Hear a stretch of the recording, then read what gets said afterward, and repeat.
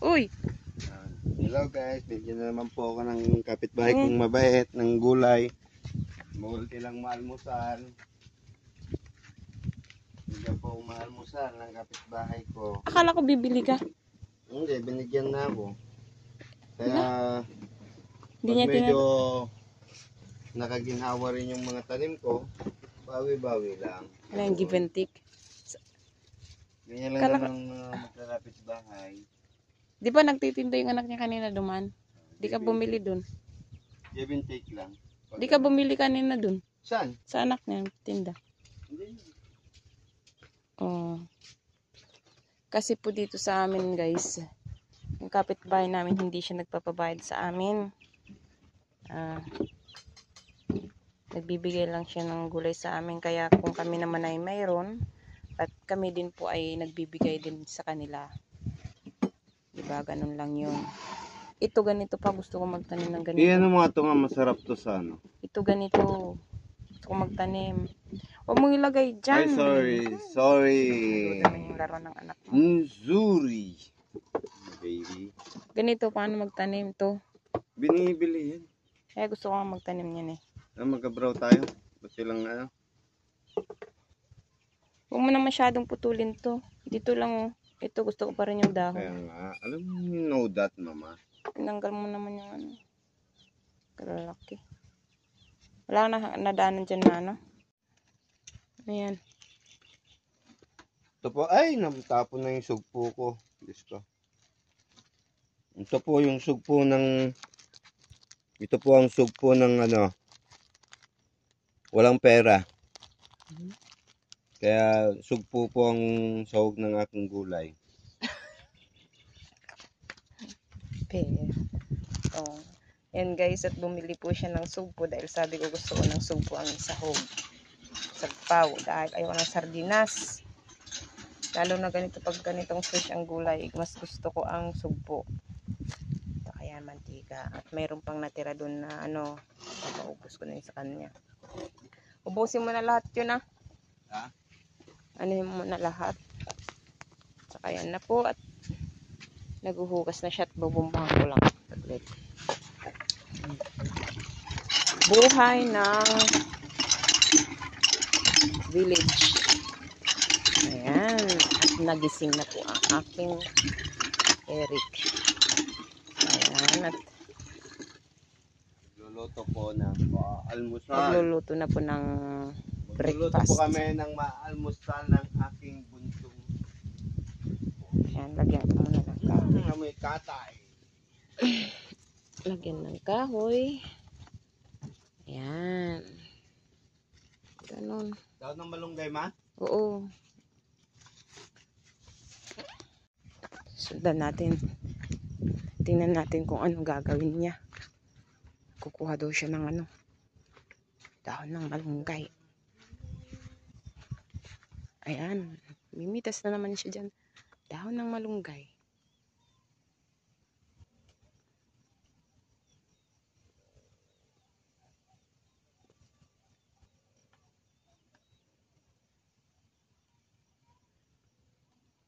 Diyan po siya kumukuha ng malunggay.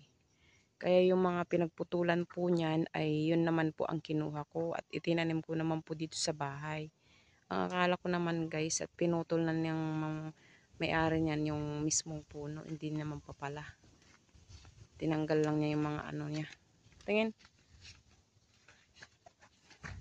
So ayan. Nanguha ng malunggay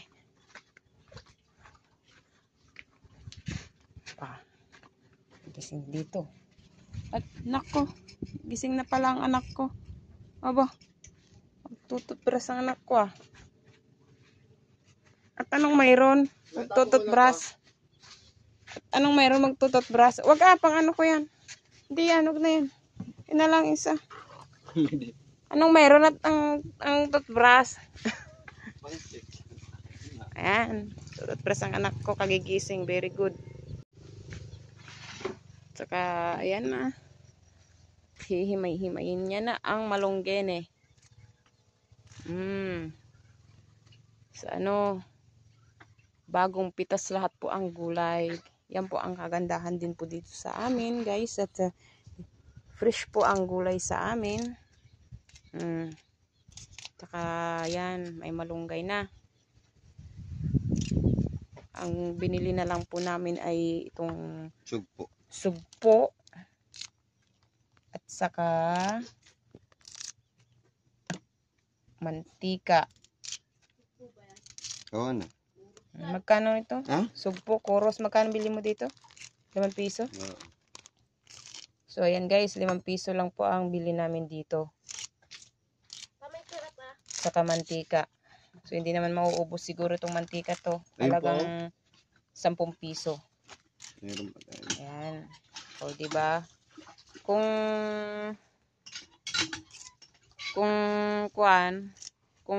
sa Maynila yan, pati malunggay binibili. Ay, alam ko 10 tangkay ay 1 piraso po ng ganito ng ng malunggay. Ano tawag to? Ito, tangkay. Piso po isa. Minsan 2 pa ang isa niyan. Dito sa atin libre po 'yan. Oh. Fresh na fresh po sa Eric. Fresh na pitas. Yan mga ito. Kung sa Maynila po guys yan, sa bayan ay binibili po yan. Sa amin ay libre lang po yan. Hindi pa ko na. Ayan, nalagay na po yung gulay. Nagluluto na siya ng, anong klaseng luto yan? Bulalo. Anong bulalo? Wala. Itong maalmusal, gulay. Anong pan yan? Tabi. Abraw. Magluluto pa siya ng abraw. Lutong abraw, kene.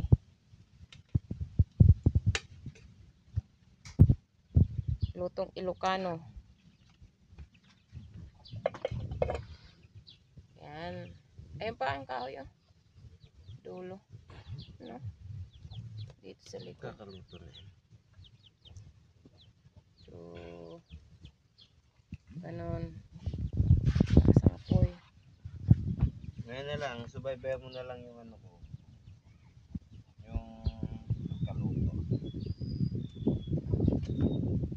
Simpleng buhay. O, alis ka dyan yung cellphone mo. Mainit yan. Simpleng luto.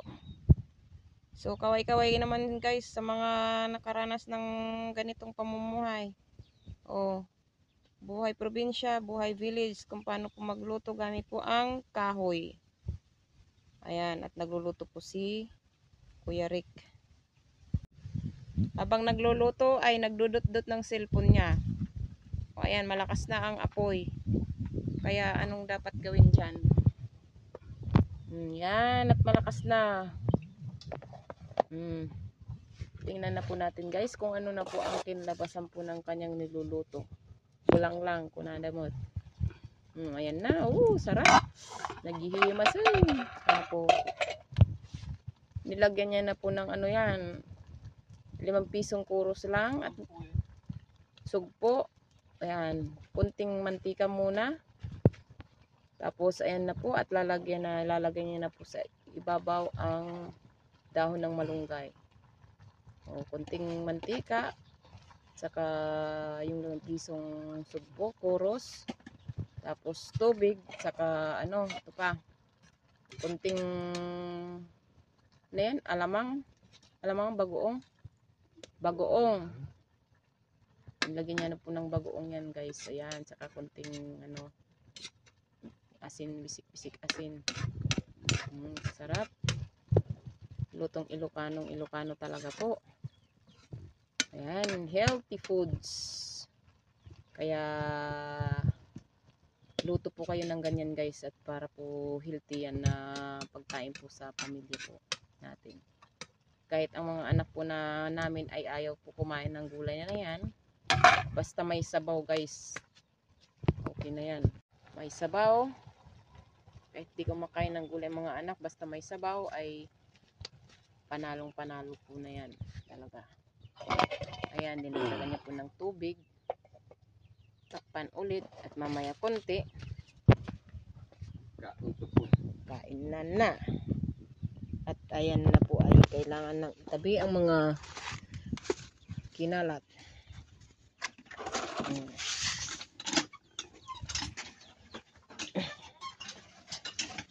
Yan, dyan namin nilalagay mga panggatong kasi pag umulan para hindi pa mabasa.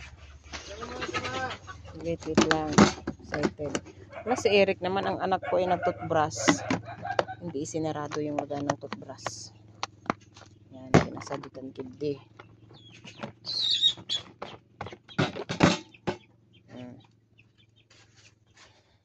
Pati Colgate, kalat-kalat. Allah. Pati Bitsin, hindi binalik sa dating paglagyan. Kaya po. Wala talaga. Kapag walang nanay sa bahay, asahan mo. Ang bahay ay parang binagyo. Mga isda ko. Yan, swimming sila. So, ayan, dito ilalagay dapat ang bitchin.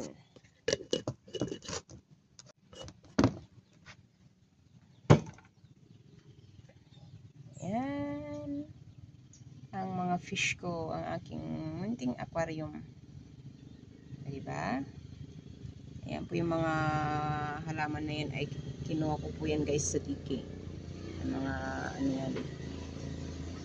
Marami pong ganyan doon sa baba sa diki. At gustong gusto po yan ng mga mga alaga kong isda. Yun, yung halaman na yun. Ang ganda po talaga niya po. At pambihirang halaman. Ngayon lang ako nakakita. At saka kinuha ko na yan. At ako inilagay ko sa aking aquarium. Yun. May munting doon. Balbaluto. Ayan. Ayan sila. Swimming.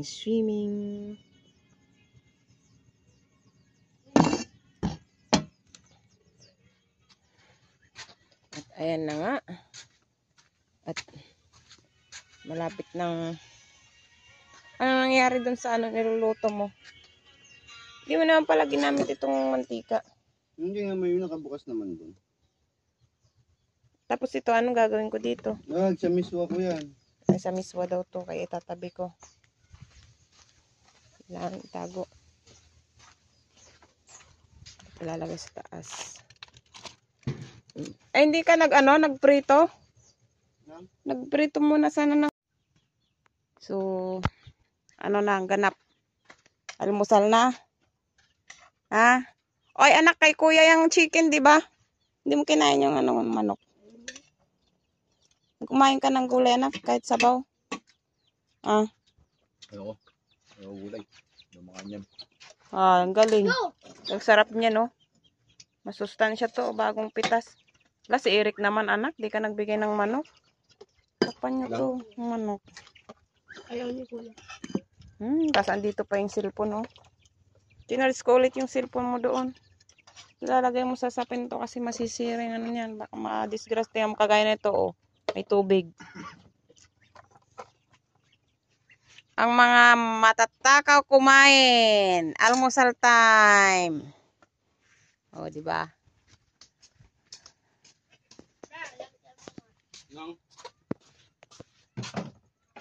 Lalagyan.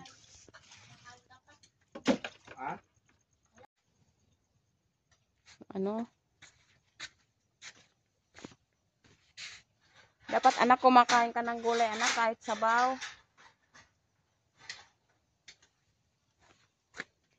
So, diyan kumain ka na rin.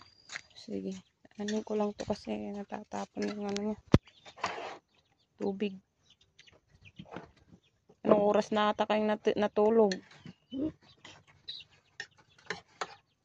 Kumain lang kayo. Ito yung tubig. Anong panaginip mo eh? Yan ang epekto ng kakahalaro nyo. Tungaw. Yung plato mo nga anak, ako nang gagamit pag di mo naubos yung pagkain mo.